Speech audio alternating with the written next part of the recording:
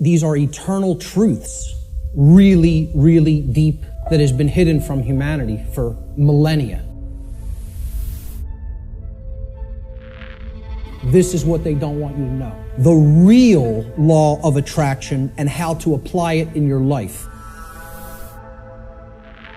Many people will be familiar with the New Age variants of the so-called law or laws of attraction. And this is going to differ quite widely from what people have heard in the New Age community, in the New Age movement regarding what the law or laws of attraction are. These are the real laws of attraction you're going to be hearing today and hopefully understanding today. Human beings everywhere say that they want certain things in their life. And they say that they want certain things to be present for all humanity. We say we want certain conditions to be present for ourselves and our species as a whole. And we say we want things such as happiness, health, peace, prosperity, freedom, etc. And all these things are great things to aspire to. And we say we want them. Most people will say and tell you we want these things. There are requirements for obtaining the conditions that we say we want. Requirement exists in nature. It does exist. If you want something to be different than the way that it already is, than the default conditions, then requirement exists. If you're okay with things being the way that they are now, requirement doesn't exist. There are no requirements to creating change. You just accept the default conditions the way they are now and go on with your existence and accept it's going to be this way and possibly get worse. But if you want real change to happen, requirements exist. And this is what many New Age teachers will not tell you, or they'll outright deny that requirements exist for creating real change. Specific requirements exist in order for human beings to obtain the conditions that they say they want. If the requirements for obtaining those conditions are not met, those conditions do not just magically manifest by magical means automatically. That's not how it works. This is a key concept to understand.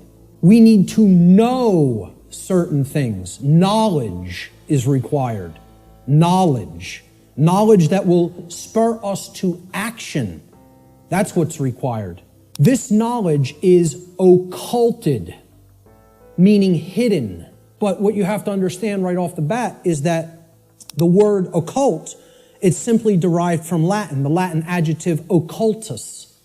Occultus in Latin means hidden, hidden from sight.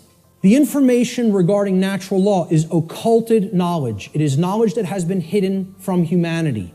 It's held by the few, which is represented here at the top of this pyramid. You can look at this as a pyramid representing knowledge or ignorance. At the top of the pyramid, you have knowledge. The higher you go in the pyramid, the more knowledge.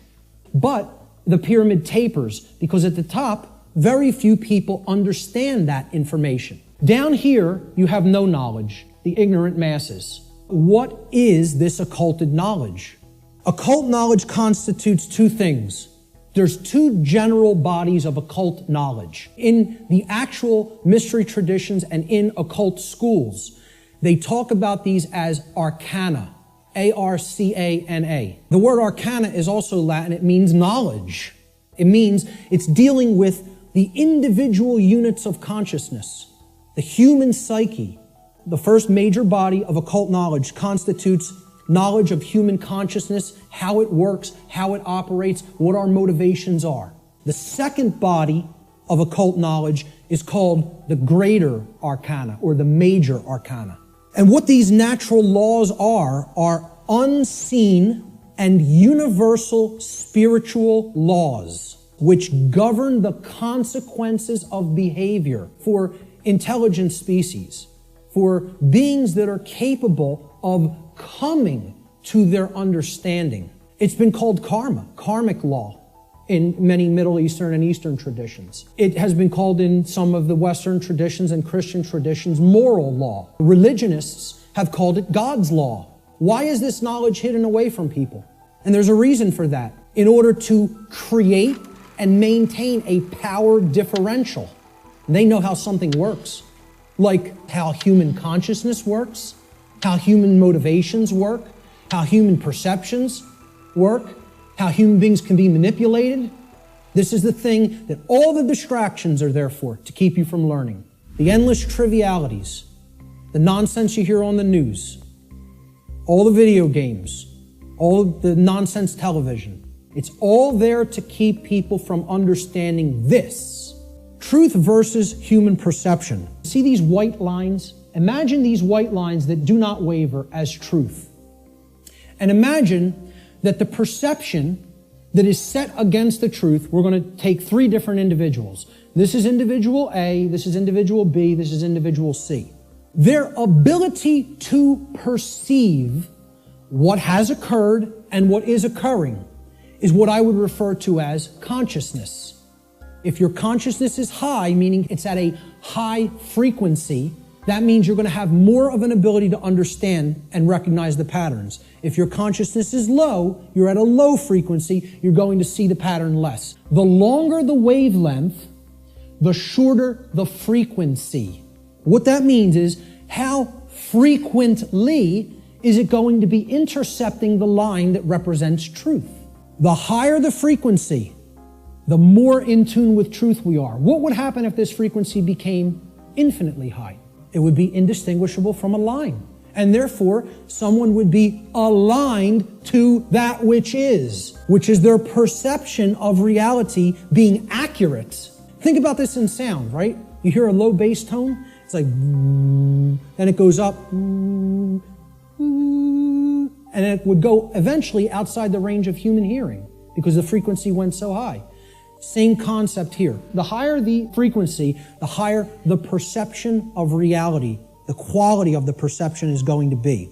The concept to keep in mind here is perception is not reality. It's the filter we see reality through. Down here is the reptilian brain.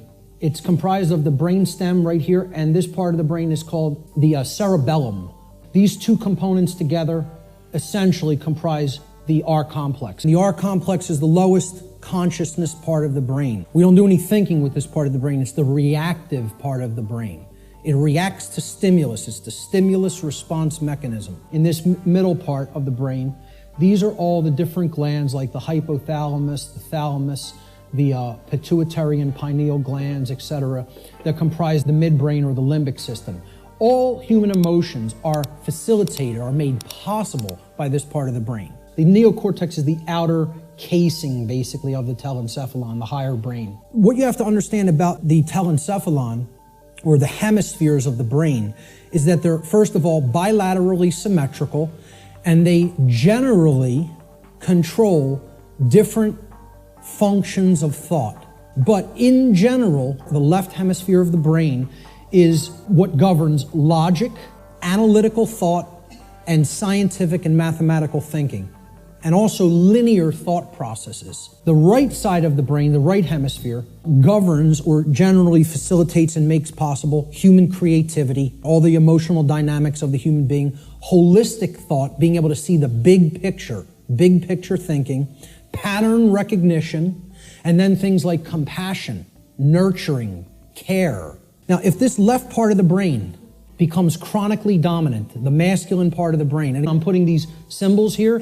This is an ancient archetypal symbol called the blade. It's a simple upward pointing triangle. And this downward pointing triangle is another ancient archetypal symbol that was referred to in the ancient world as the chalice, the cup, etc. Okay? And this was a rudimentary phallic symbol, and this was a rudimentary womb symbol, representing the male and the female. The idea is to keep a balance between these two. When we have a balance between the two, that's when we're operating on all cylinders, so to speak. That's when real consciousness and pattern recognition is developed. And that's when real morality and ethical considerations are also created within the personality, within the being. People have equated intelligence with intellect, especially in the Western society. All right? Intellect is not intelligence. Intelligence comprises more than intellect. Intellect is left brain understanding. True intelligence is holistic understanding, with the right brain included in the process, the nurturing, compassionate, creative, and intuitive sides of the consciousness together with the intellectual aspect of the consciousness. And you can see this in the word. intelligence, right? Intelle is where intellect comes from, okay? And gens, G-E-N-C-E, comes from the Latin verb generare. Generare means to generate or to create. So it's the creative aspect of the personality, or the right brain. So intellect plus creativity, logical thinking plus nurturing and compassion. That's real intelligence, holistic intelligence. And most people in our society are not in holistic intelligence. They're in one form of brain imbalance or the other. If a human left brain hemisphere becomes chronically dominant, the R complex will take over executive function of the brain, and the person will become ruled by selfishness and base desires. And they will develop a personality that is based in domination and control. Conversely, if a human being's right brain hemisphere becomes chronically dominant, the limbic system will take over executive function of the whole brain, and the person will become ruled by their own emotions and develop a personality that is based in submissiveness and naivete. The general principles of natural law. Natural law is expressed through 7 basic underlying principles, plus what I have referred to as an 8th or hidden principle, which you hear very few other researchers, even people who are studying this from the occult perspective, who are studying this from the consequentialism perspective, you very hear them incorporate the 8th and all-encompassing principle. This 8th principle, which I call the lost principle, binds all the other 7 principles together. These principles together constitute a master key through which universal wisdom, including the knowledge of the requirements to obtaining what we desire, is then unveiled or de-occulted. These are the 7 general principles of natural law: mentalism, correspondence, vibration, polarity, rhythm, cause and effect, and gender. The principle of mentalism states that the all, everything in creation, is actually a manifestation of mind. The principle of correspondence states that that which is above is similar or like to that which is below. So what this means is, it's a mirror, okay? The above is like the below is like the above. The principle of vibration simply states that there is no such thing as rest. Everything vibrates, and at the most fundamental level, the universe and every single thing which comprises it is ultimately pure vibratory energy that is manifesting itself in different ways, different frequencies, different vibratory forms. The principle of polarity states that everything has a dual nature to it. There are polarities in everything that exists. Okay? Everything has poles, everything has its pair of opposites. However, opposites, they are identical in nature, but they're different in degree. The principle of rhythm. Everything flows out and in. Everything has its tides. All things rise and fall. Everything has a rhythm to it or a swing to it. There's tendencies that exist in energy. The pendulum swing manifests in everything that we undergo, everything that we perceive. The measure of the swing to the right is the measure of the swing to the left. It's just an opposite. It's perceived as an opposite. Rhythm will compensate. This is the principle here in natural law that most fits in with how I'm using the term natural law today, cause and effect. So the principle of cause and effect simply states that every cause has its effect and every effect has its cause. Every single thing that occurs happens according to law. Chance is a name for a law not recognized. There are many planes of causation, but nothing escapes the law. You cannot change the past. You can change what it is starting now and make sure that it gets changed in the future. But right now, what is the truth, and all you could do is accept that or reject it. The final principle of the 7 principles of natural law are gender. Again, I'm going to talk about an 8th lost one. Gender exists in everything. Everything has its masculine and its feminine components or principles. We've already seen that when it comes to the human brain, consciousness, worldview, etc. Gender manifests on all planes of existence: spiritual, mental, physical, everything.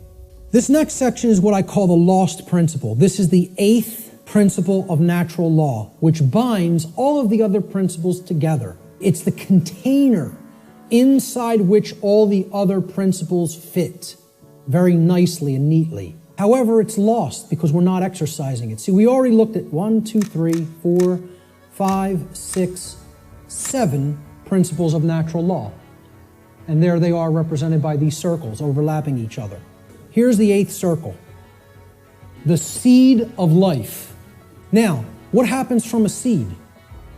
It grows. It generates something. It creates something. Here's what that principle is. It's the 8th or the lost principle. And it's the thing that has to be present in order for any change to manifest itself. Here's what the 8th principle is. It is known as the generative principle, or the principle which governs creation, which actually is the causal factor that goes into effect and generates the result that we say that we want. But what's the real term for it? Now, most people will say it's love. The generative principle is care. This is different than compassion. People say, why don't you use the word compassion? Because that's not what I'm talking about. It is a different concept than compassion, or even what I would describe as love. This means, what are you giving attention and helping to grow? What are you focusing upon? Because what you're focusing upon, that's what's ultimately getting generated, getting created, and growing. And this doesn't mean be ignorant of what's going on in the world and don't look at anything that's negative because you're going to feed that and give power to it. That's not what it means. That means, you know what you're feeding? In that instance, if you want to do that, you're feeding ignorance. And that's what's going to grow. It's the exact opposite that the New Agers want you to believe that it is. By ignoring the negative, you are ensuring that more of it occurs. You are fueling it by ignorance. This is what you're giving your energy to. This is what you're focused upon. This is what you actually care enough about to do, to spend your time on, to put your attention on, to manifest in the world. That's what I'm talking about as care. That's what generates our experience in the aggregate. Most people don't care about what's really happening. Therefore, it is an impossibility for us in the aggregate to change the direction of energy, to change the direction of consciousness, and ultimately to get what we say we want. That's how the real law of attraction works. Here's how it actually operates. The lost principle is the dynamic of care. What we care about on a day-to-day basis acts as the driving force of our thoughts and actions. What did I say we need to develop? The heart, mind, guts. Right? Heart, mind, guts. In that order. Care comes first. You got to care enough to know, to develop the knowledge. Okay? Then you got to act on it and put it into practice. Apply it. So that's the order. Heart, mind, guts. Care, knowledge, action. Those are the steps. And all three of those have to be in place. That's what unity consciousness is. It's unifying thoughts, emotions, and actions. The three aspects of consciousness, such that there is no contradiction between them. Our thoughts, what we say, what we think, how we feel, and how we act are one and the same. There's no contradiction. That's unity consciousness. Therefore, care is the driver of our thoughts and actions. It ultimately can be seen as the generator of the quality of our shared experience here on the earth. Care is what generates the whole thing. Hence, it has been called the generative principle. Liken the heart to a pump in the body. Well, what does a pump do? It's a generator. It provides energy. It moves the life force through the blood in the body. In every ancient tradition, they talked about the life force being in the blood. The heart is what pumps that through the whole physiology and enables us to continue to sustain life. As important as the brain is, which we just talked about the importance of it, the heart is ultimately what's generating the experience, because what we care about determines what we think about on a daily basis most of the time, and therefore how we behave.